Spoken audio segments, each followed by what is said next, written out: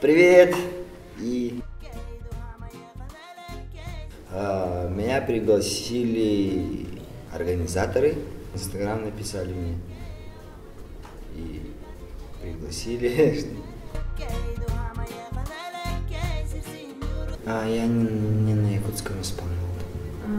Там они сами дали, сами выбрали, организаторы мне дали песню. Об этом пока не будем говорить, потому что это сюрприз.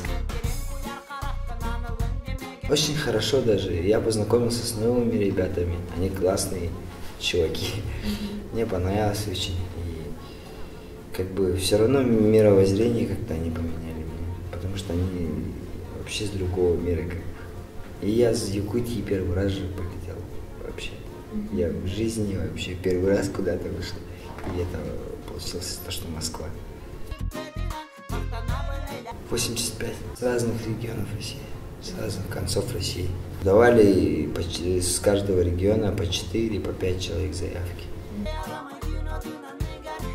Мы сначала, мы жили в гостинице все, как бы уже там познакомились. И со всеми ребятами с Алтая. Привет, кстати, всем, если смотрят. И атмосфера была такая, я боялся.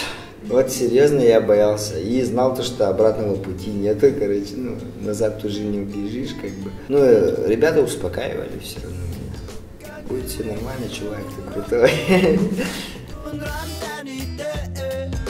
Поживем и видим, как бы. Но есть планы, и на это секрет. Я очень скрытый человек. Во-первых, надо делать песни и на русском тоже. Там такие ребята были, вот прямо горят, как огонь. Вот они как бы вдохновили.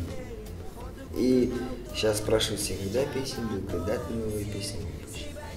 И вот я всегда думаю, почему я одно и то же делаю постоянно. Типа, а можно же и другое делать. Все равно это мне в пользу пошло. Где я был, вот проект «Новая звезда», он мне в пользу. Сейчас мысль такая, надо на русском, короче, научиться говорить. Я нормально сказал? На русском хорошо разговаривать, короче.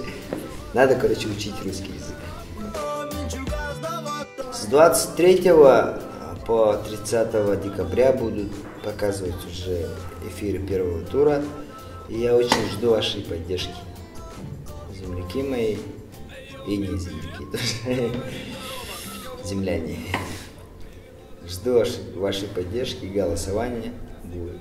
Я не знаю сам пока, как будет это все. А так, жду вашей поддержки, хотя бы даже словами просто. Братан, удачи. Да.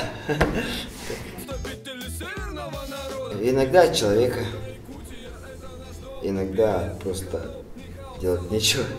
Иногда просто хочешь сказать кому-то что-то, вот ты хочешь, а человека нет рядом. Или вот даже просто выговориться кому-то, нет никого рядом. Я просто сижу и сочиняю песни. Желаю всем много-много позитива, улыбок, здоровья вашим детям, вашим родителям. Всем якутянам просто много-много счастья.